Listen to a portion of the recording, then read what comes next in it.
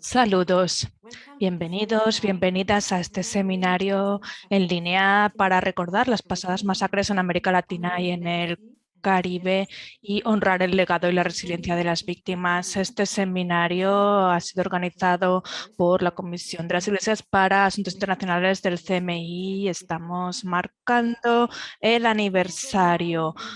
Este seminario va a ser moderado por la reverenda Gloria Ulloa, que es presidenta para América Latina y el Caribe del CMI, es pastora de la Iglesia Presbiteriana de Colombia y tiene amplia experiencia en el campo de la educación y en participación ecuménica en América Latina y en el Caribe. Es presidenta del Consejo Superior y de la Sala General de la Universidad Reformada, además de miembro de la Comisión de Paz de la Iglesia Presbiteriana de Colombia y secretaria ejecutiva del Presbiterio de la Costa.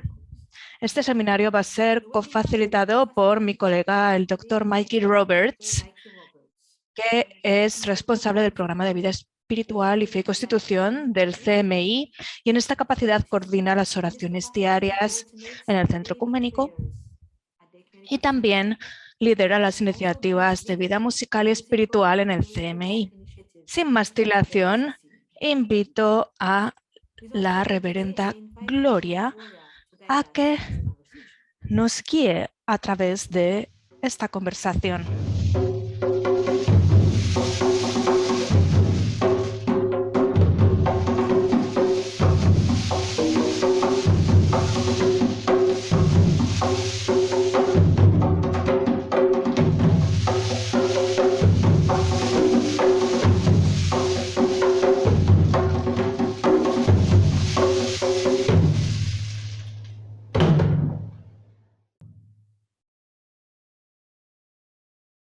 Muy buenos días desde Colombia. Estos tambores nos anuncian que hoy será una mañana de grandes aprendizajes, especialmente a través de las historias que escucharemos. Son historias de dolor y de dolor intenso, porque muchas han caído en el olvido y otras en la amnesia mundial. Queremos que este evento sea una conversación.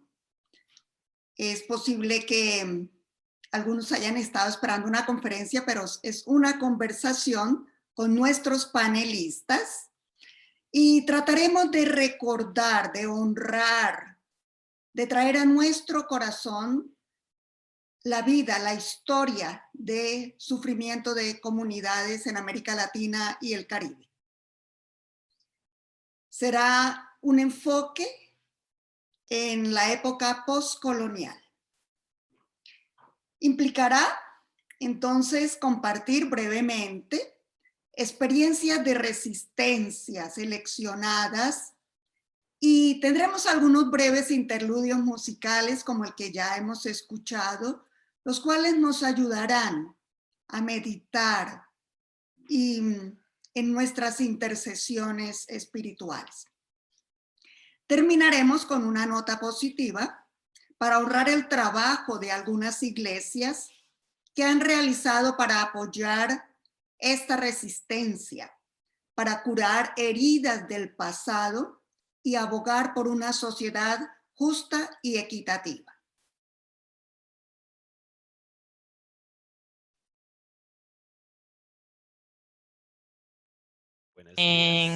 Buenos días. Esto es todo lo que sé de español, pero me gustaría saludar a todos en este idioma que tiene prominencia en nuestro seminario de hoy. Les mando también saludos desde Ginebra, Suiza. Es un placer acompañar a la reverenda Gloria en este seminario en línea y voy en primer lugar a presentar a nuestros panelistas, a nuestros oradores. Tenemos en primer lugar a la señora Sara Sánchez, de nacionalidad mexicana. Ha vivido en Brasil durante los últimos 20 años. Es una mujer laica y es miembro del Consejo Misionero Indígena. Está formada en teología, se graduó en la Universidad Iberoamericana de la Ciudad de México, trabajó en el centro pastoral de la ciudad de San Nicolás de Oriente, en Nicaragua. De 1988 a 1991 también ha trabajado desempeñando un cargo similar en México y de 2001 a 2021 ha trabajado como miembro del Consejo Misionero Indígena, como decíamos, y es un placer para nosotros que vaya a compartir sus perspectivas para la defensa de las perspectivas indígenas cerca de su línea de trabajo.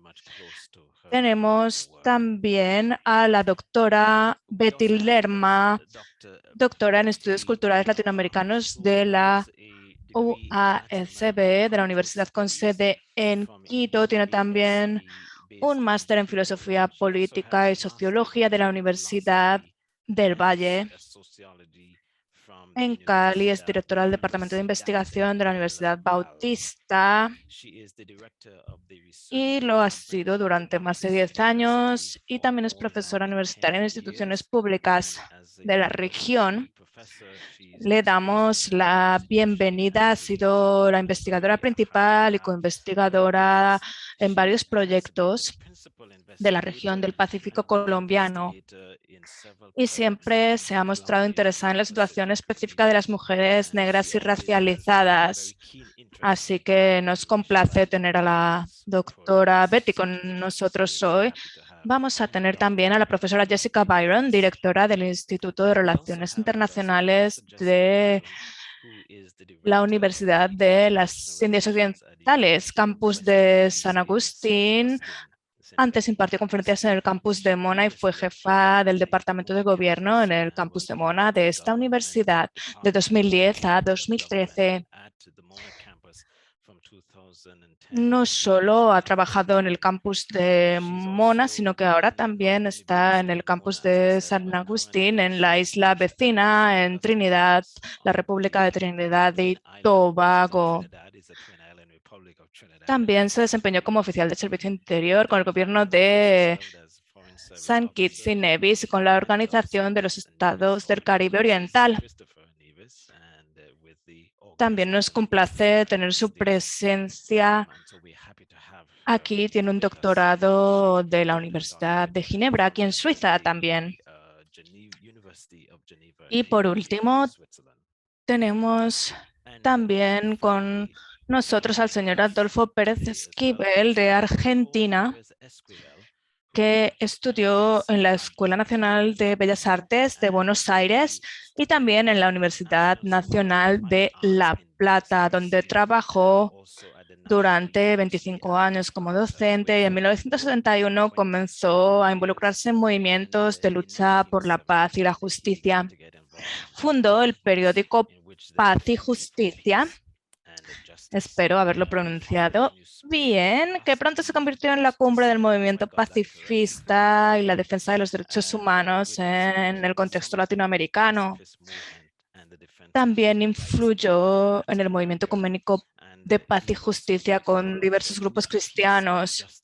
Es un placer tenerle con nosotros y es un placer que estos panelistas vayan a compartir una rica información de su experiencia y su investigación. En este seminario, en esta conversación, le doy la palabra de nuevo a la reverenda Gloria. Muchísimas gracias, reverendo Mikey. Hemos escuchado entonces los diferentes enfoques y experiencias que compartiremos en este momento. Mencionaré el orden en el cual van a participar. En primer lugar, escucharemos a Sara Sánchez desde México, quien nos estará hablando entonces acerca de las atrocidades cometidas contra las poblaciones indígenas en nombre de la cristianización. Enseguida escucharemos a la doctora Betty Ruth Lozano, desde Colombia, para hablarnos de la trata transatlántica de esclavos. Luego escucharemos al señor Adolfo Pérez Esquivel desde Argentina para hablarnos de las despiadadas dictaduras militares en América del Sur durante los años 60 y 80, hasta los 80. Y escucharemos entonces a la profesora, la doctora Jessica Byron Reid, hablándonos sobre las masacres en Haití y en República Dominicana en el año 1937. Tendrán 7 minutos cada uno de nuestros ponentes. Les solicitamos hacer el uso adecuado de este tiempo y traernos entonces toda esta experiencia maravillosa que ustedes han hecho a través de su vivencia y de sus investigaciones. Escuchemos entonces desde México a Sara Sánchez.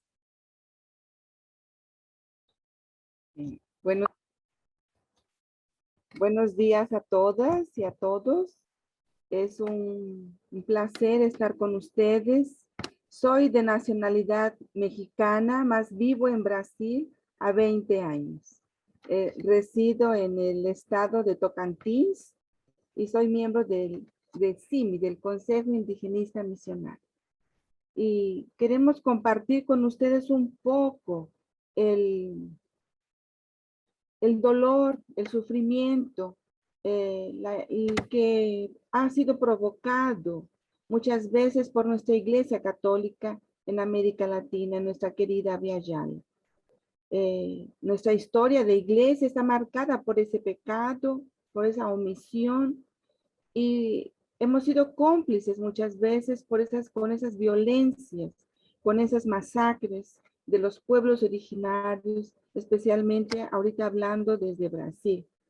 Y que infelizmente hemos sido también cómplices en el despojo de sus territorios. Y los colonizadores, como ustedes bien saben, en toda nuestra América, no llegaron solos, llegó también la cruz. Con los cañones, con las espadas, llegaron también las cruces. Con la bendición papal, los misioneros, en nombre de Dios, muchas veces esclavizaron, destruyeron a sus hermanos aquí en nuestra querida América Latina. Y llegaron ellos también destruyendo culturas milenarias tan importantes en nuestro continente. Mas yo quiero destacar aquí con nosotros en este momento un caso específico que es el caso de la masacre del pueblo Tupinambá. Fue esa masacre que se dio en un contexto de los gobiernos generales. En la colonización en Brasil hubo en las capitanías hereditarias, había 3 modelos. Uno, el conflicto militar, donde los indígenas eran vencidos, algunos muertos y capturados, y otros eran expulsos de sus territorios. Otro, la guerra entre los indios, cuando los portugueses provocaban los conflictos y las divisiones y las guerras entre los indios y con los indios que les llamaban indios hostiles, los indios bravos, y las mezclas interétnicas entre portugueses y indios, más que infelizmente quienes llevaban la desventaja siempre fueron los indígenas. Entonces hubo 3 gobiernos generales y yo quiero destacar aquí el tercer gobierno, que fue del gobernador de Méndez Sá, que promovió una grande guerra contra los pueblos del recóncavo baiano para quebrar la resistencia de los indígenas capullos. Las conquistas fueron hasta el año de 1599 con la pacificación de los Potiguar, y desde la bahía fueron avanzando hasta el estado de Espíritu Santo, y a pedido de un dueño de tierras porque era incomodado por los indios. Entonces avanzaron para pacificar los indígenas, más para que los dueños de las tierras, los invasores, estuvieran tranquilos. Y en esa invasión francesa en Río de Janeiro, hubo la participación de dos padres jesuitas, el padre Anchieta y el padre Manuel de Nobrega, donde tuvieron que ver ellos con la negociación de una tregua entre los portugueses y los indios tamoyos o Tupinambá, y que si esa tregua no hubiera acontecido, hubiera acabado la invasión portuguesa. Los portugueses lucharon contra los franceses con apoyo de más de 5,000 indígenas, tamoyos y tupiniquíes. Y después de expulsarlos de Río de Janeiro, ellos, los portugueses, se fortalecieron y rompieron ese tratado unilateral que habían hecho con apoyo de los padres jesuitas, y fueron ellos, asesinaron a los indígenas. Ellos, aprovechando de ese tratado, de ese cese al fuego unilateral, los portugueses se aprovecharon y hicieron esa masacre contra los pueblos, contra el pueblo Tupinamba. Dice la historia que los padres jesuitas nada hicieron para impedir la masacre de los indios tamoyos o Tupinamba, a pesar que ellos eran sus protectores. La justificación de los religiosos para esa actitud omisa y cómplice de nuestra Iglesia Católica fue de que se trataba de indios bravos, hostiles, que no se sometían a la cultura portuguesa ni a la cristianización, y por eso era justa esa guerra. Otros motivos de muerte, de masacre, también fueron las enfermedades. Muchos indígenas murieron por la varicela, por el sarampión, y ellos fueron reducidos. Entonces, en este tiempo, los pueblos originarios de Brasil fueron masacrados, exterminados por la omisión y muchas veces la connivencia de nuestra iglesia.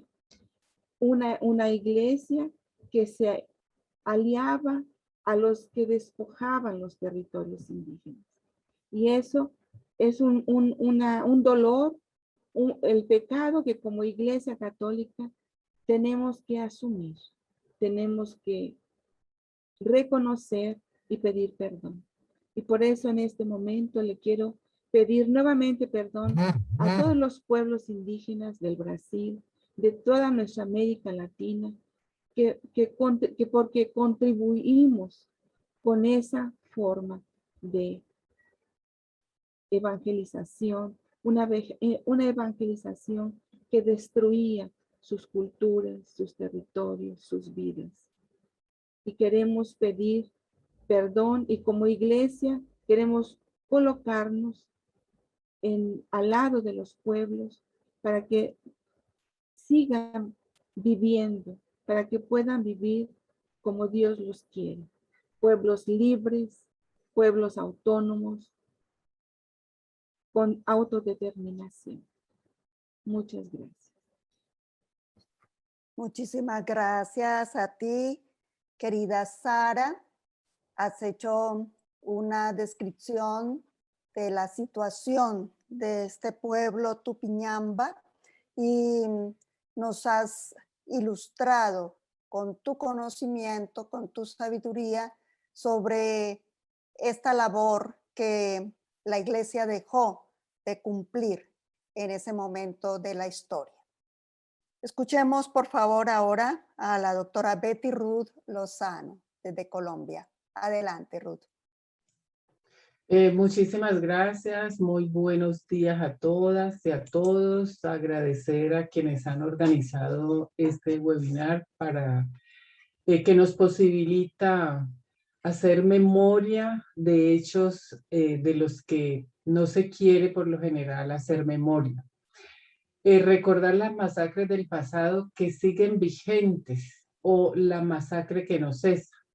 Pretendemos hoy recordar una de las masacres más grandes de la historia de la humanidad, la llamada trata negrera, que no fue otra cosa que la importación masiva a América de africanas y africanos secuestrados en las costas de África Occidental, inicialmente por comerciantes portugueses y más adelante por la mayoría de los países europeos, dada la rentabilidad del negocio, que se convierte en el petróleo del momento, posibilitando el desarrollo económico europeo.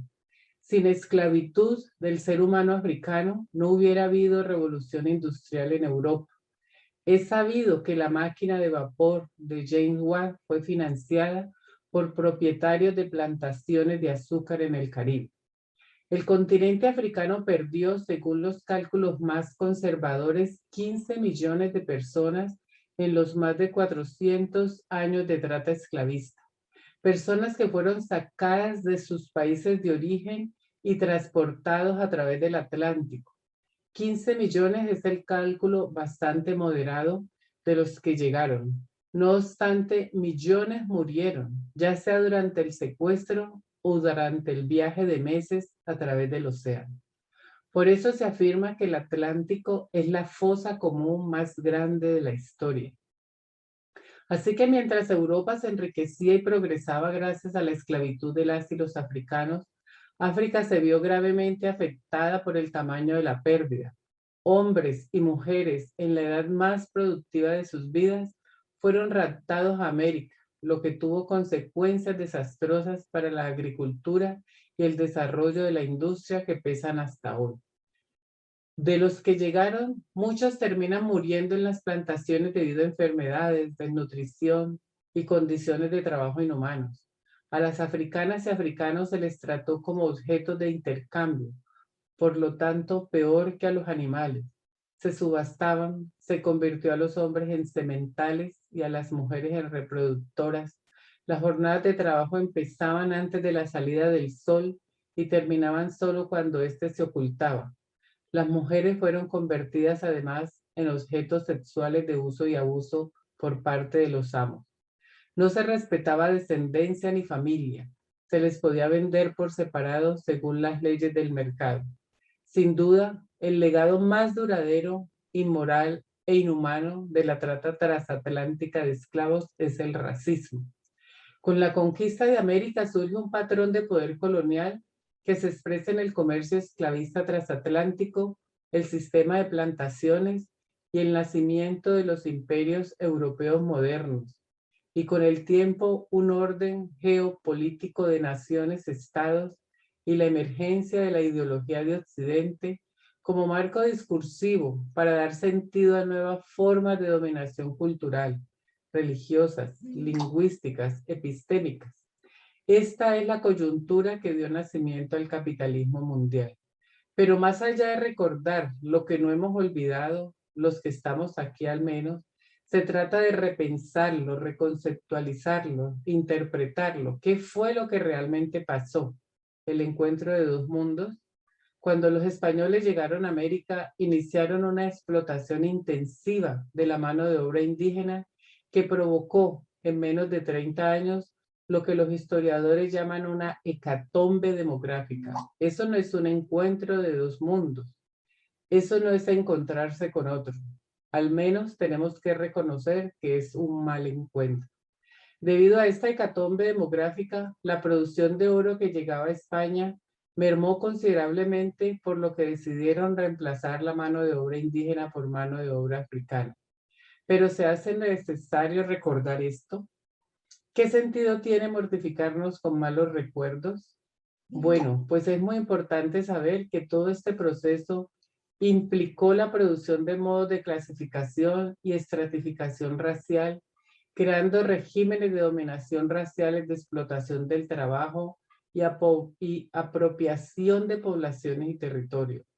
Este es el patrón de poder colonial, que es un proceso histórico mundial que surge con la globalización que se inicia con la conquista de América y los otros aspectos mencionados. El racismo se convirtió en componente central de este patrón colonial de dominación, haciendo parte de las políticas tanto imperiales como de los estados nacionales. Resalto entonces la necesidad de recordar porque la colonialidad del poder que implica la racialización de las relaciones sociales no es cosa del pasado. Surge hace 500 años y nos gobierna hasta hoy. Por ejemplo, las y los jóvenes afrodescendientes en prácticamente todos nuestros países viven el constante acoso de la policía que los violenta, los asedia, los acorrala, los abusa, los mata. En los barrios populares se libra una verdadera guerra por parte de las fuerzas represivas del Estado contra quienes tienen como delito ser jóvenes y tener una piel oscura. El número de jóvenes asesinados cada día en los barrios del oriente, de las laderas de Cali, por ejemplo, la ciudad donde yo vivo, es una constante de la que poco se conoce en el resto de la ciudad. Y si se conoce, se justifica dado que estos son lugares racializados asociados a la violencia y al crimen en el imaginario de la población caleña, que es la otra cara del perfilamiento racial de la policía. El 11 de agosto del 2020, 5 muchachos entre los 14 y 15 años salieron de sus casas temprano en la mañana a elevar cometas, papalotes se les llama en otras partes, a un cañaduzal, es decir, a un monocultivo de caña de azúcar, donde además hay 2 lagunas de aguas cristalinas cercanas a su vivienda. En horas de la tarde, los familiares decidieron ir en su búsqueda al ver que caía la noche y no llegaban. Los encontraron brutalmente asesinados con heridas de arma blanca y tiros de gracia en la cabeza, además de golpes y señales de tortura. Los familiares aseguraron que cerca al lugar de los hechos había 2 patrullas de la policía y estaban con 2 cuidadores, vigilantes privados de este cañaduzal, que tenían los machetes, cuchillos muy grandes, en las manos y manchas de sangre en la cara. Este hecho ocurrió en un barrio periférico del oriente de Cali de nombre Llano Verde, en donde se ubican cerca de 4.000 familias afrodescendientes que llegaron desplazadas de la región del Pacífico, huyendo de la violencia del conflicto armado, permitió que saliera a la luz pública un juvenicidio que ha venido dándose desde la fundación del barrio hace una década. Aproximadamente unos 200 jóvenes han sido asesinados cerca o en este cañaduzal. Estos barrios del oriente de Cali tienen los mayores índices de homicidio de la ciudad y del país. Así que la masacre de africanos no es cosa del pasado, continúa en sus descendientes. Gracias. Así es, Betty Ruth. Muchísimas gracias por traer a nuestra memoria en este momento cómo estos modelos, estos modos de clasificación, de producción que dan pie al capitalismo, estos patrones de poder se mantienen en este momento en nuestra América Latina, el Caribe, en el mundo. Y nos invitas a repensar, a reinterpretar entonces este pasado para que la justicia, la paz de Dios se haga realidad. Gracias, Betty Ruth. Escuchemos seguidamente al señor Adolfo Pérez Esquivel desde Argentina, quien nos hablará de las despiadadas dictaduras militares en América del Sur durante las décadas de los 60, 70 y 80. Adelante, señor Esquivel. Esta tecnología nos vuelve locos. Me alegra de estar con ustedes, les agradezco la invitación y voy a tratar de hacer una síntesis. He oído atentamente a las expositoras y hablar de América Latina tendríamos que señalar desde sus inicios de las conquistas más de 70 millones de indígenas, hombres y mujeres, víctimas de la voracidad de los grandes intereses económicos, hasta el día de hoy. Pero me pidieron que hable de la situación de las masacres en América Latina. Esa fue la gran masacre de la humanidad. Y también, aparte de los originales aquí en nuestro continente, como decía Betty Ruth, el caso de la esclavitud. Fueron utilizados para las minas, para extraer el oro, la plata, y también para los cultivos, para enriquecerse. Se llevaron todo y no dejaron nada. Pero las dictaduras militares en América Latina no vienen porque sí. Las dictaduras son producto de políticas impuestas a través.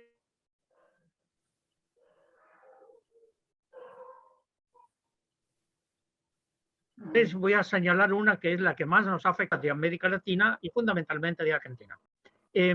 Después de la Revolución Cubana, en el año 89, 59, Estados Unidos desarrolla la llamada Doctrina de Seguridad Nacional, que impone mecanismos porque no quiere perder la hegemonía continental, el poder sobre un continente que siempre lo consideró su patio trasero.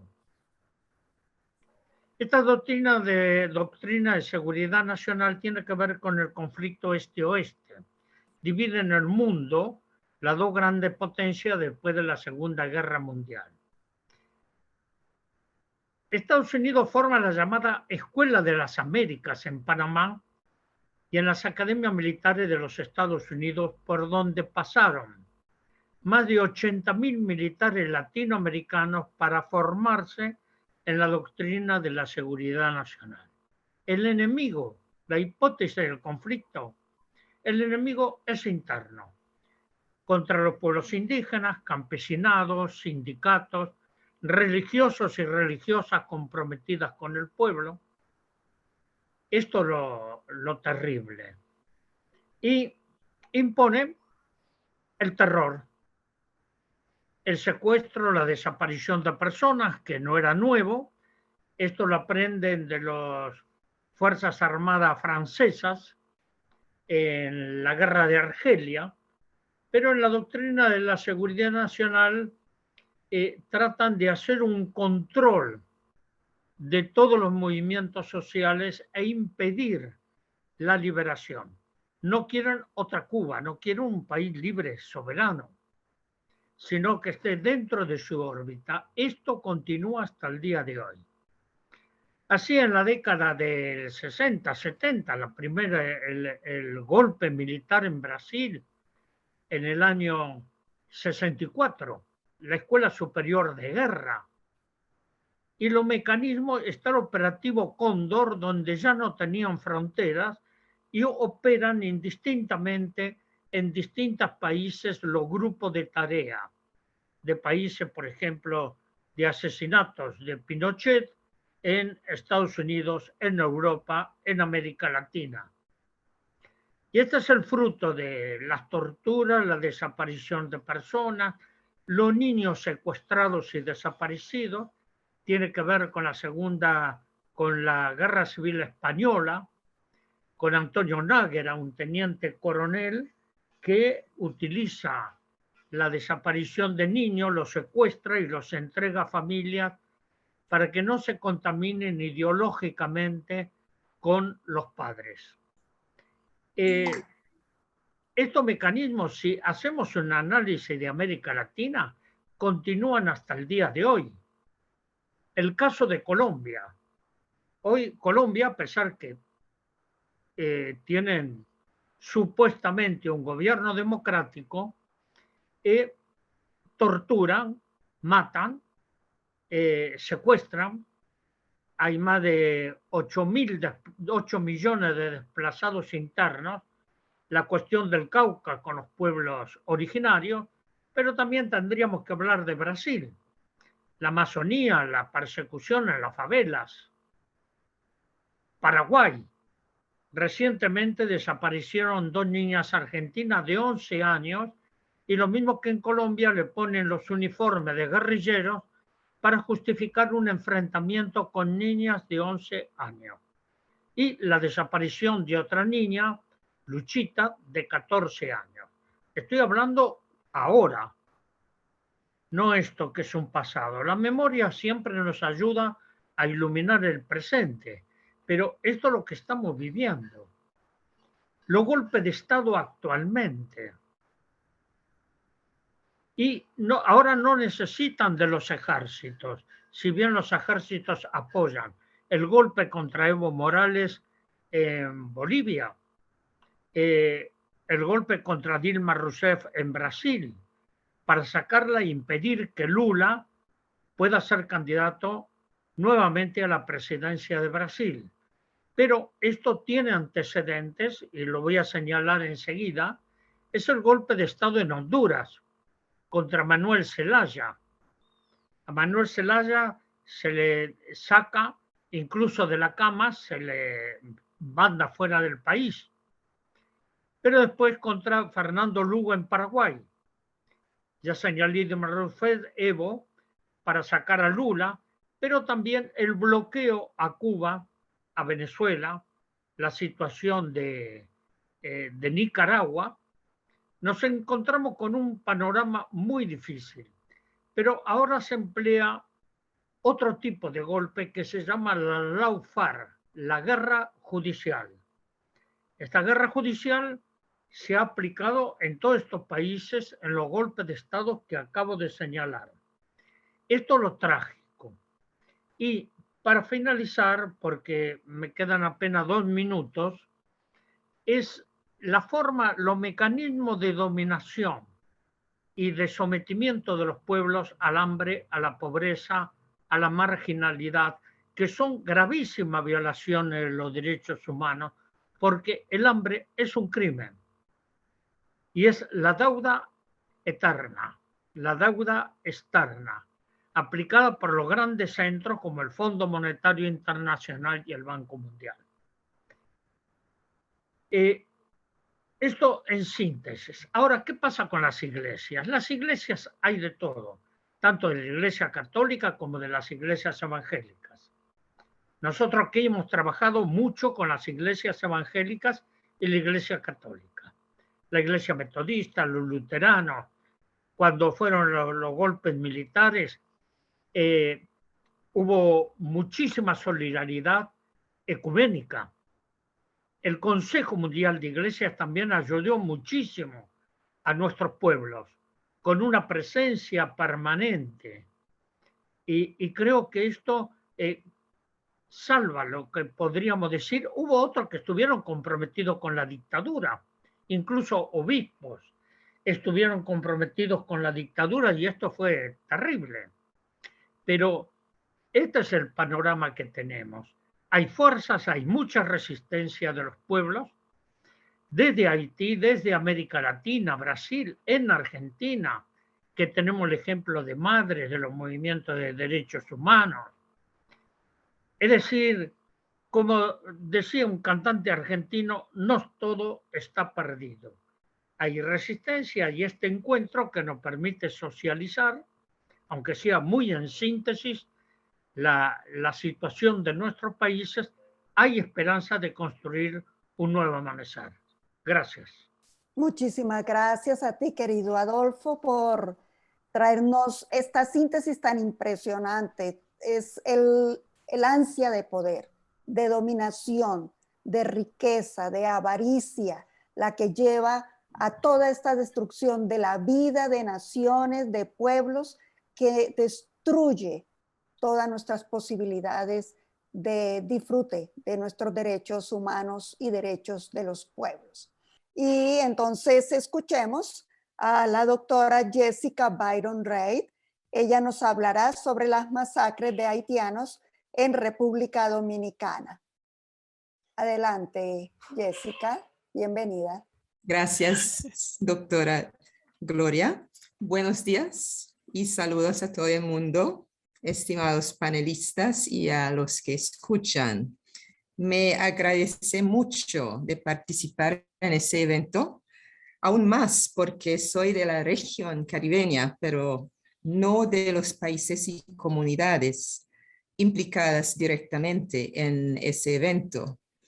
Pero ahora voy a hablar en inglés para el resto de mi comentario.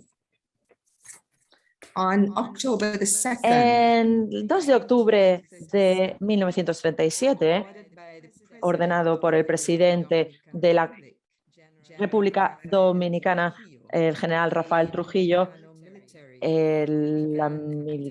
los militares dominicanos empezaron a atacar y a expulsar, además de asesinar a haitianos y a dominicanos con descendencia haitiana que vivían en áreas del noroeste de la República Dominicana que tenían frontera con Haití. También fueron asesinadas muchas personas en otras áreas del este. Fueron asesinadas con machetes en su mayoría, pero también algunos de ellos con pistolas y armas. Y estos ataques duraron alrededor de 2 semanas. Este evento es conocido como el corte. Hay una estimación muy variable del número de personas que fueron asesinadas, que va desde 4.000 a 20.000 personas asesinadas, mujeres, hombres y niños y niñas. Los cuerpos fueron quemados y enterrados y muchos de ellos no fueron nunca encontrados. Esta masacre fue describida por Evan Paulino, un historiador, como uno de los asesinatos más escabrosos y horribles de Latinoamérica. Muchas personas huyeron de sus países hacia Haití y perdieron para siempre sus hogares y sus posesiones. La orden de Trujillo fue dada bajo el pretexto de que los residentes haitianos estaban atacando a los dominicanos y robando su ganado y sus cultivos. Pero lo que se cree es que quería limpiar este área de la presencia haitiana. Esa es la verdadera razón. Después de esta masacre, el gobierno de Trujillo estableció diferentes cambios y repopuló los distritos abandonados por los haitianos con dominicanos, además de creando diferentes monumentos masivos. El gobierno de Trujillo negó toda implicación en la masacre, dijo que fue un alzamiento espontáneo y trató de vender este tipo de información y cualquier tipo de conmemoración de este evento fue suprimida, con lo cual hubo un gran silencio sobre este tema. Pero durante más de 70 años se ha intentado silenciar esta cuestión, pero sigue presente en la memoria haitiana y dominicana. El embajador estadounidense envió un informe de la campaña sistemática de exterminio de los residentes haitianos en la República Dominicana, realizada por la policía y los órganos militares del país dominicano. Pero nadie fue nunca enjuiciado ni acusado de ninguno de estos delitos. Como resultado de la presión estadounidense y también las reclamaciones del gobierno haitiano, la República Dominicana pagó alrededor de $500,000 enviado a 9,5, es más o menos 9,10 millones de 1931. Pero este dinero no se ha enviado a los desposeídos o a las personas, aunque alguno de este dinero sí que se utilizó para reasentamientos, pero una pequeña proporción. Esto tiene un gran impacto y es el legado de 2 gobiernos brutales e incompetentes que han tenido un impacto horrible en los ciudadanos haitianos. ¿Cuáles fueron las causas de esta masacre? En primer lugar, el tener un gobierno autoritario y racista en República Dominicana y la utilización de las masacres como estrategia, no solo para eliminar a los haitianos del lugar, sino como para fortalecer su dominio en los territorios rurales y controlar el poder de las autoridades locales en esas áreas de la República Dominicana. Segundo, las condiciones de depresión económica y social durante los años de la depresión en la República Dominicana. No fue el único sitio donde hubo masacres, también hubo otra en El Salvador, muy notable en esta época. También la presencia de una gran migración haitiana animada por los inversores estadounidenses para reclutarlos en la producción azucarera en los años 20. Eso fue una solución para ellos, para tener mano de obra barata. Desde el siglo XIX siempre ha habido problemas con la economía y los cultivos azucareros en esta área. Trujillo quería contener la presencia de haitianos, simplemente reducirla a las plantaciones azucareras, y publicaba documentos anuales en donde se hacía una lista de las personas según su color de piel y su origen racial para contener a los haitianos y que solo fueran mano de obra barata para las zonas de cultivo. Otro momento complejo de la República Dominicana y la Revolución Haitiana y el presidente Jean-Pierre Boyer entre 1821 y 1844. Donde Haití, preocupada por su seguridad, atacó a la República Dominicana y hubo un dominio brutal en esa época en República Dominicana con muchos problemas.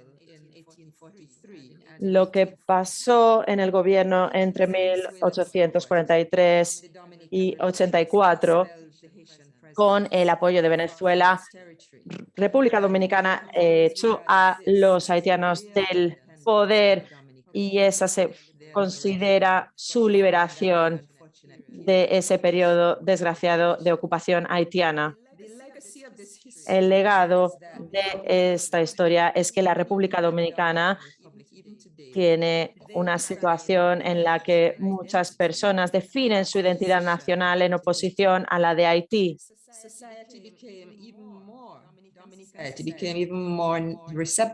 La sociedad dominicana se volvió aún más receptiva a las narrativas haitianas, colectivas y culturales, y la República Dominicana se proyectó como una sociedad con un legado étnico diferenciado, y las élites de la República Dominicana se legitimaron en esta misión de preservar la integridad y la soberanía de la República Dominicana contra la amenaza Haití. Haití se veía como retrógrado, caótico, devastado por la pobreza, este tipo de sociedad caribeña, mientras que la sociedad de la República Dominicana se creía con la misión de modernizar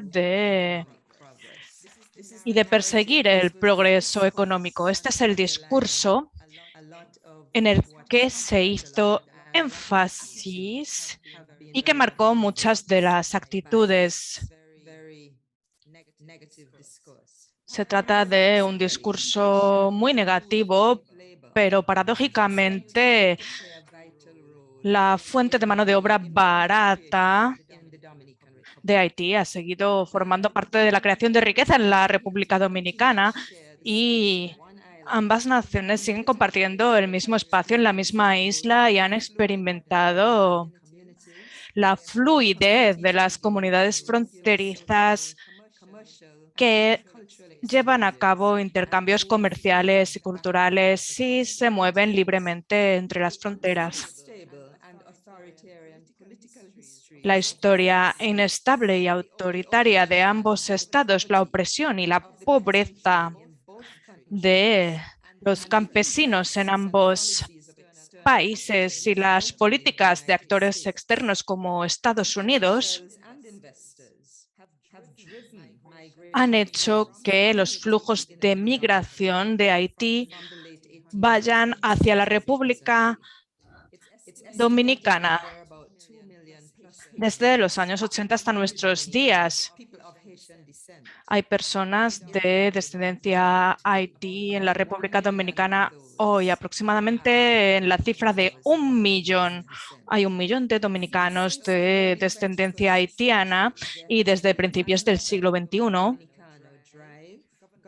encontramos otro impulso gubernamental para limitar la presencia haitiana y desnacionalizar a cientos de miles de dominicanos de origen haitiano, cambiando las leyes de la nacionalidad y las políticas de la República Dominicana. Las personas de descendencia haitiana han seguido experimentando durante los últimos 10 años este tipo de violencia y expulsión por parte de la República Dominicana y se ven privados de derechos en sus propias sociedades. Así que el legado de la masacre de los años 1937 incluyen una doctrina y sentimiento en la República Dominicana, muchas veces promovida por otros estados contra las personas de descendencia haitiana, que incluyen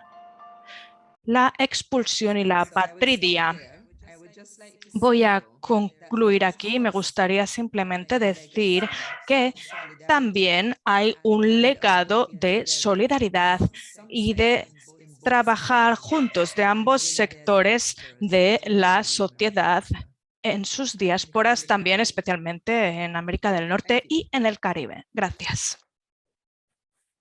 Muchísimas gracias a ti, querida amiga Jessica, y todo este recorrido que hemos hecho por estos tiempos tan difíciles en una isla tan preciosa, donde República Dominicana y Haití han tenido tantas dificultades en la convivencia por este tipo de estrategia de dominio en la isla, de dominio de los territorios, de gobiernos autoritarios que han buscado siempre su propio beneficio en detrimento de la vida, de la convivencia entre estos dos pueblos.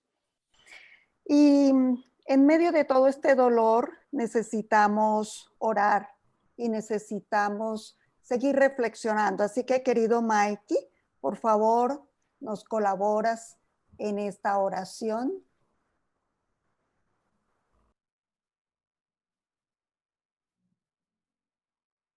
Gracias. Let us pray. Oremos.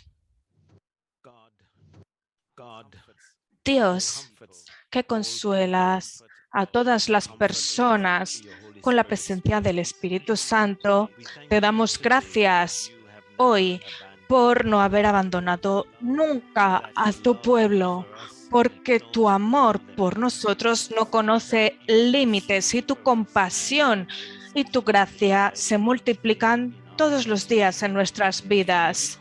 Como recordamos hoy, estas masacres, al momento en el que volvemos nuestra vista atrás, pedimos tu consuelo entre nuestros pueblos, incluso en estos tiempos y en esta era, para seguir viéndonos reforzados por tu presencia en nuestra labor por la justicia, la libertad y para garantizar que toda la humanidad sea un reflejo de tu gloria. Te pedimos que permanezcas al lado de tus pueblos, especialmente los pueblos de América Latina y del Caribe.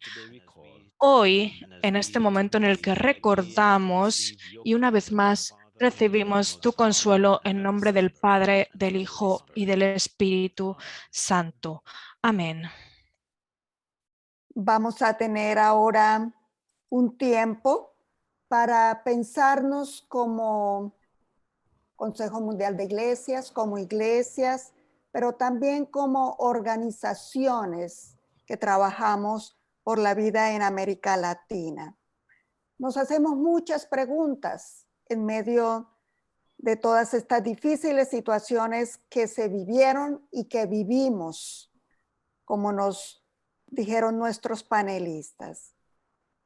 Nos preguntamos, por ejemplo, ¿qué decir hoy? ¿Qué decir hoy para que estas masacres no nos sigan destruyendo y nos ayuden a curar, a sanar? ¿Cuáles son las lecciones de estas tragedias pasadas? ¿Cómo nos aseguramos que las generaciones futuras aprendan de este pasado y que la historia no se repita? Queremos que nuestros panelistas nos ayuden a pensar en estas preguntas. ¿Cómo se recuerda a estos héroes caídos en sus respectivos países? ¿Cómo honramos su martirio? ¿Qué hacer para evitar que estas víctimas sigan en la amnesia, en la negación? ¿Cómo conmemoramos estas tragedias? ¿Son suficientes los monumentos que hacemos? ¿Qué pasa con la reparación a los descendientes de estas víctimas? ¿Ha habido disculpa? ¿Ha habido reparación? Pensemos en estas preguntas y quiero invitar a nuestras tres panelistas y a nuestro panelista para que nos ayuden respondiendo alguna de estas preguntas. Si pueden hacer uso de 3 a 5 minutos, les agradecemos. Quisiera empezar en este momento con Betty Ruth. Con estas preguntas, Betty, ¿qué nos ayuda? Sí, gracias, Pastora Gloria. Bueno, yo quisiera referirme a las reparaciones. La última pregunta. Como dice el abuelo Zenón, en boca de su nieto Juan García, ya fallecido, líder del movimiento afroecuatoriano, los afrodescendientes nos hemos reparado a nosotros mismos. Realmente nunca ha habido reparación por parte del Estado, ni de la Iglesia, ni de las iglesias. Las luchas de independencia de principios del siglo XIX no cambiaron en absoluto el patrón de dominación.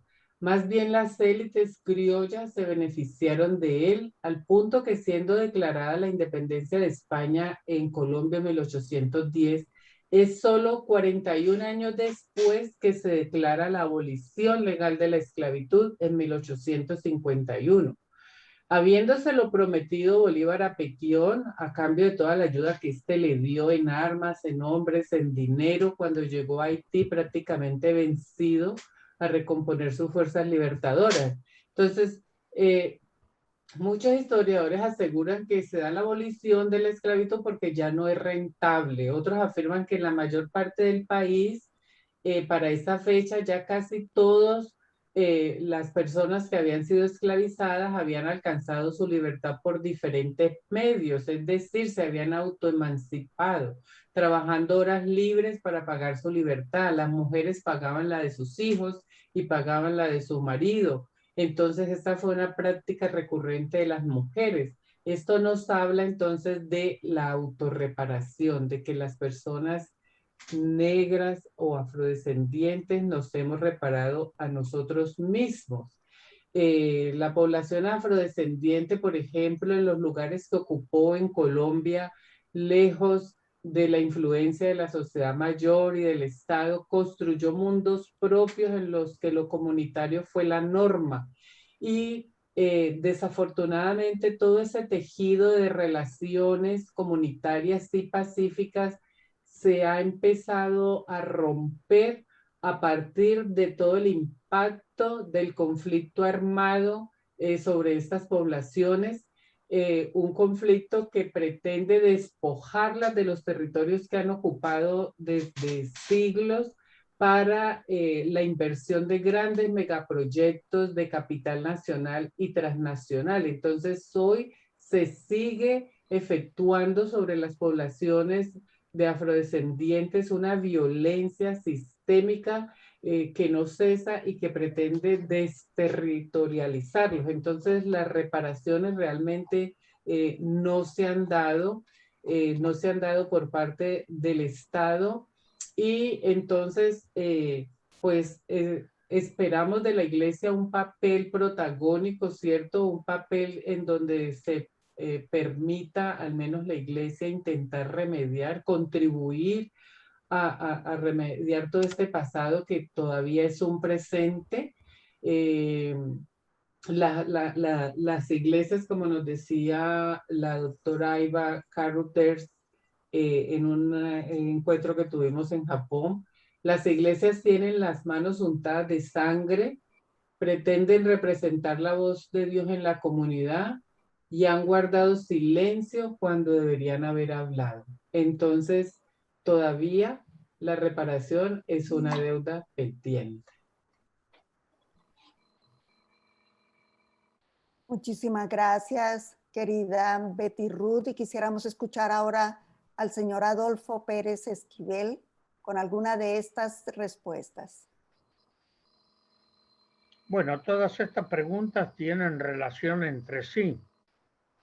Nosotros venimos planteando, aquí en Argentina, sí, la justicia ordinaria ha buscado verdad, justicia y reparación del daño hecho durante la época de la dictadura militar. Esto se viene haciendo, están en marcha juicios, lo que llamamos crímenes de lesa humanidad. La desaparición de personas no prescribe en el tiempo. Entonces, la justicia está actuando día a día. Lo otro es fortalecer a nivel internacional el Tribunal Penal Internacional. Es decir, los estatutos de Roma. Y a lo interno de nuestros países tenemos que trabajar por la democracia participativa. Las democracias delegativas han perdido vigor, porque el pueblo deposita todo el poder en quienes nos gobiernan y después quienes nos gobiernan hacen lo que quieren y no lo que deben. Entonces, hay muchísima discriminación. La democracia no se regala, la democracia se construye. Y es únicamente cuando el pueblo tiene participación social, cultural, política y espiritual. El rol de las iglesias, el trabajo ecuménico, es fundamental para hacer frente éticamente, con valores y también con la educación. La educación como práctica de la libertad. Entonces, cuando hacemos memoria, y trabajamos muchísimo sobre la memoria, no es para quedarnos en el pasado, la memoria nos ilumina el presente, porque es a través del presente donde podemos generar y construir la vida. Y esto es fundamental, la participación social, la educación como práctica de la libertad y la justicia para no volver nunca más lo que decimos, nunca más a lo que vivimos, al terror, a los vuelos de la muerte, a las persecuciones. Hoy Colombia está en una situación gravísima, es un genocidio. Y el caso de Colombia afecta a todo el continente latinoamericano. Lo otro, la unidad continental es fundamental para hacer frente, porque ningún país por sí solo va a poder salir de esta grave situación. Grandes patriotas de nuestro continente pensaron de la patria grande. Es un desafío, pero fundamentalmente la participación social, política, cultural y espiritual de los pueblos. Podemos hacer frente para que esto no vuelva a ocurrir nunca más. De acuerdo, muchísimas gracias, hermano Adolfo. Doctora Jessica, ¿qué nos dices frente a estas preguntas? Well, Bueno, question that I can see la pregunta que veo en el chat that de la que podría decir algo es cuál es el papel de la memoria y de recordar bien para eliminar el paradigma de la dominación dentro de los países y entre países. Creo que dice algo más. Pero bueno, básicamente es también hasta qué punto, si entiendo correctamente, el que pregunta está preguntando qué se puede hacer en términos de promoción de mayor conciencia colectiva de la historia y utilizarla para construir un mejor presente y futuro. Sí quisiera añadir una parte de esta cuestión que es muy clave, que a lo mejor no ha podido ver. No estoy viendo toda la pregunta, disculpen. Un momentito, sí. Sí, ¿cuál es el papel de interferencia de los Estados Unidos en el Caribe? También hablaba de eso, ¿no? Esa parte de interferencia también es clave. Bueno.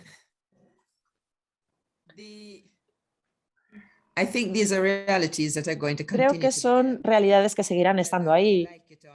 Nos gusten o no nos gusten, los Estados Unidos siempre va, o bueno, está por lo menos ahora muy presente. Y si vemos el caso de República Dominicana y Haití y otras situaciones en el Caribe, es así. Los Estados Unidos tienen muchos intereses que son estratégicos y normalmente no reflejan los intereses de los caribeños, de la sociedad caribeña, pero existe una gran diferencia de poder. ¿Pero qué podemos hacer ante esto? Hay tres quizá cuestiones o respuestas importantes. La primera es que existe mucha ignorancia entre nosotros y nosotras en el Caribe, en parte porque somos islas, en parte porque hay división lingüística en el Caribe, con lo cual parece que no sabemos o entendemos demasiado las circunstancias y situaciones de otras personas en la misma región, pero en diferentes lugares. De hecho, dudo que haya muchas comunidades en el Caribe que estén actualizados sobre la situación entre Haití y República Dominicana. Incluso esta masacre que ocurrió en 1957 no es algo que se hable mucho en los libros de la historia y en la enseñanza de historia en el Caribe angloparlante o francófono. Con lo cual ahí hay una gran brecha de conciencia, de saber sobre diferentes países en la región y cómo podemos tener un papel positivo a la hora de construir solidaridad y brindar respuestas a nivel de la sociedad civil. Obviamente, también la Iglesia tiene un papel principal en este aspecto. En el Caribe, cada vez más, hay mayor movimiento regional y en parte del Caribe oriental hay comunidades de República Dominicana y también de Haití. Parece que se relacionan suficientemente bien. Se encuentran en una situación similar en cuanto a que son comunidades migrantes y también es verdad que tienen diferentes derechos los miembros de la comunidad CARICOM, es decir, los haitianos y los de la República Dominicana. Los que se encuentran en otras sociedades caribeñas son descendientes normalmente de personas que emigraron a República Dominicana a principios del siglo XX. Pero es una oportunidad fantástica para que nuestras sociedades tengan mayor entendimiento y comprensión de las diferentes experiencias del pueblo caribeño y cómo podemos participar mucho más en apoyarnos los unos a los otros. Y en cuanto a los Estados Unidos, también tenemos diásporas, tenemos canales de sociedad civil, como por ejemplo la Iglesia, y son canales mediante los cuales podemos hablar con diferentes actores en los Estados Unidos y a través de los cuales podemos promover nuestras perspectivas, nuestros intereses y la resistencia hacia los impactos más negativos de ciertos intereses que existen en nuestra región. Es una situación compleja por la globalización, por la movilidad, porque estamos tan implicados en los Estados Unidos como los Estados Unidos está implicado en nuestra sociedad. Y exige muchísima agilidad y sabiduría construir alianzas y tratar de construir alianzas que sean más constructivas que disruptivas. No sé qué más decir al respecto. Creo que el punto principal es que la caridad empieza en nuestras casas, en nuestro interior, así que necesitamos más solidaridad entre nosotros y más aprendizaje entre nosotros sobre nuestra propia sociedad caribeña y latinoamericana para seguir avanzando. Tenemos que pararnos aquí para después llegar a medidas más concretas para apoyarnos los unos a otros. Gracias, querida profesora Jessica, por este. Y escuchemos entonces desde Brasil, Sara Sánchez, ¿qué nos dirías a partir de tu experiencia con el Consejo Misionero Indígena? Quería solo retomar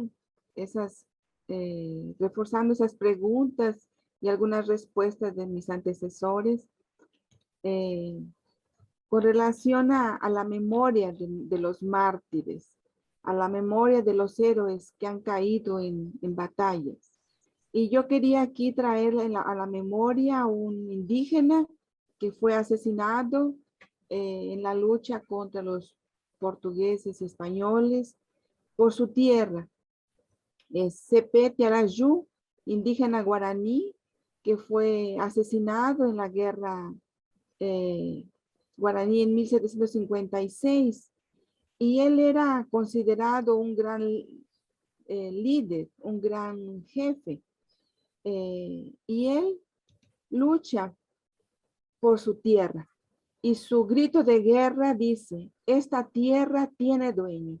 Porque la corona, el Tratado de Madrid decía que la tierra de los pueblos de las 7 misiones estaría siendo pasado para España.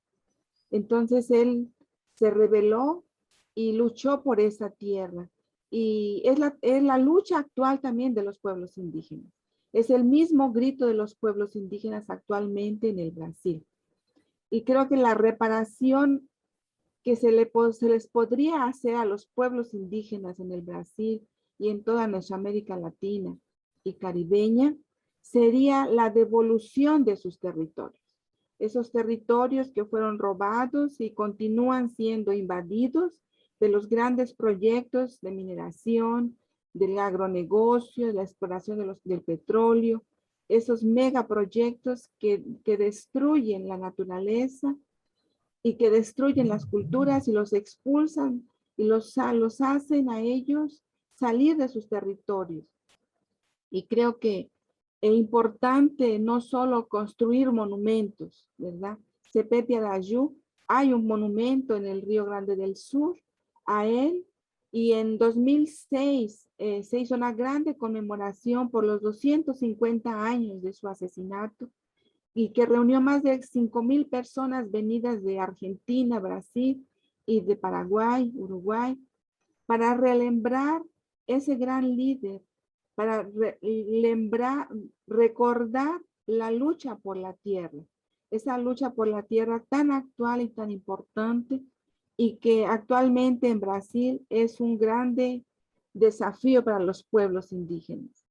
Sepeti Arayú es un símbolo de resistencia de los pueblos en defensa de su tierra. Y esa vida, esa lucha por el territorio, él es fuente de inspiración actualmente para los pueblos que defienden sus derechos y están siendo amenazados. Y actualmente en Brasil, el derecho a la tierra como derecho originario, ¿verdad? Y Simi en varios de sus materiales ha hecho mención a ese grande líder para divulgar esa memoria histórica, esa historia de rebeldía. Y actualmente los pueblos indígenas están luchando por su tierra contra el marco temporal.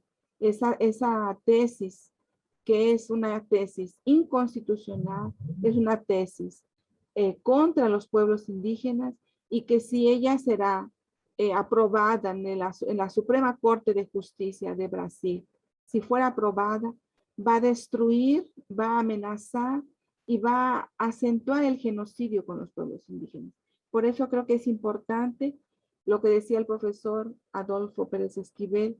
Necesitamos hacer alianzas, las alianzas de los pequeños, ¿verdad? Las alianzas en América Latina, porque nuestros problemas son comunes, nuestros enemigos son comunes.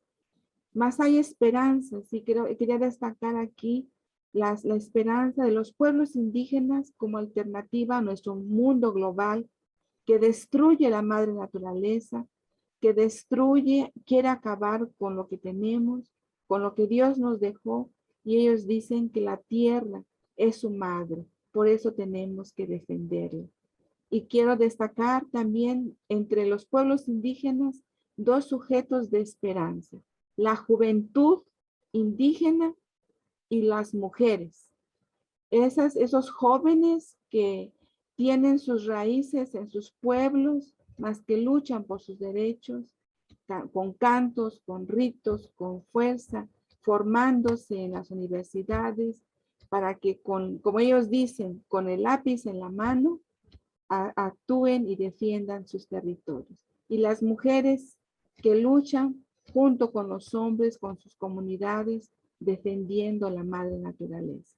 Creo que es importante rescatar esas fuerzas vivas, tan actuales, tan masacradas, más que nos llenan de esperanza como iglesias que somos. Y reconocer en ellos la tierra sagrada que Dios nos dio en los pueblos originarios. Muchas gracias. Muchísimas gracias a ti, querida Sara, porque ese grito por la tierra sigue siendo el mismo grito de jóvenes, de mujeres, de hombres, de indígenas, de comunidades afro, de comunidades LGBTI, de comunidades empobrecidas. Ese sigue siendo nuestro grito. Doctora Jessica, muchísimas gracias por ese llamado a que tenemos que seguir trabajando desde la educación por esa lucha contra la ignorancia de nuestros pueblos. Es muy importante, también lo decía el doctor Pérez Esquivel, qué importante la educación para que la memoria nos permita no repetir este tipo de situaciones. Pero también quiero destacar en la respuesta del doctor Pérez Esquivel, la justicia actúa si los pueblos presionamos, si las comunidades, las organizaciones, si nos unimos en alianzas, si presionamos, la justicia tendrá que operar. Y Betty Ruth, gracias por ese llamado que haces a que realmente es cada comunidad la que lucha por su propia reparación, pero que no podemos desistir en medio de alianzas para que esa reparación tenga lugar, así sean pocos pueblos reparados, si sea pocas reparaciones, pero trabajemos para que las haya. Tenemos preguntas en el chat. Así que quiero darle la palabra a Mikey, reverendo Mikey. Por favor, nos ayudas para mirar si hay la posibilidad de algunas otras preguntas en el chat sean contestadas, por favor.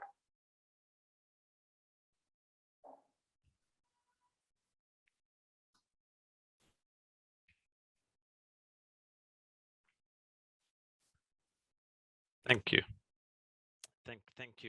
Thank you, Gloria. Professor Gracias, la Byron profesora ya ha respondido, la profesora Byron ha respondido a algunas de estas cosas. And one of the things that I want to pick up, and this question goes for Professor Y ahora vamos a tener una pregunta para el profesor Pérez, el Premio Nobel de la Paz, y tenemos la siguiente pregunta. Me gustaría preguntar sobre las implicaciones del nacionalismo católico en la dictadura militar de Argentina. ¿Ha oído la pregunta, profesor Pérez? Sí, hubo sectores en la dictadura militar de la Iglesia que apoyaron la decisión de los militares. No todos fueron así. La jerarquía católica, hubo una parte que sí apoyó la dictadura militar porque lo consideraban la lucha contra el comunismo internacional. Yo en un momento me reuní con el capitán Adolfo Silingo, que fue de los vuelos de la muerte, arrojó de los aviones a 30 prisioneros y prisioneras. Y la justificación que tenían los capellanes militares era de que era una muerte digna por haber salvado al país de la garra del comunismo internacional. Entonces hubo una presencia de sectores de la Iglesia Católica en la dictadura militar. Pero también hubo obispos que se opusieron, que resistieron, que enfrentaron a la dictadura. Hay mártires también, entre ellos Monseñor Angelelli, el obispo de La Rioja, que fue asesinado por la dictadura. Pero también se habla de Monseñor Ponce de León, que todavía está en investigación, y de muchos sacerdotes y religiosas que dieron su vida para dar vida. Entonces, no solo de la Iglesia Católica, también de las iglesias evangélicas, como López de Mendoza, pastor de la Iglesia Metodista. Y, es decir, hubo otros que justificaron hasta la tortura, tratando de lavar la cara a la dictadura militar. Videla, el dictador,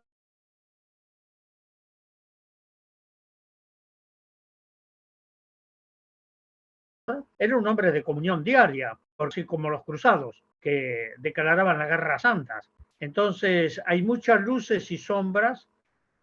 Hubo también actitudes muy valientes de religiosos de distintas denominaciones de las iglesias, tanto católicas como de las iglesias evangélicas y de los judíos también. Entre ellos tendría que hablar del rabino Marshall Meyer, que trabajó con nosotros y que fue un hombre que enfrentó la dictadura militar y tuvo que salir del país. Entonces, cuando analizamos el rol de las iglesias, lógicamente que aquí Bomberni, un sacerdote que está preso, lo condenó la justicia condena perpetua, también por ser cómplice de las dictaduras cómplice de torturas durante la dictadura militar.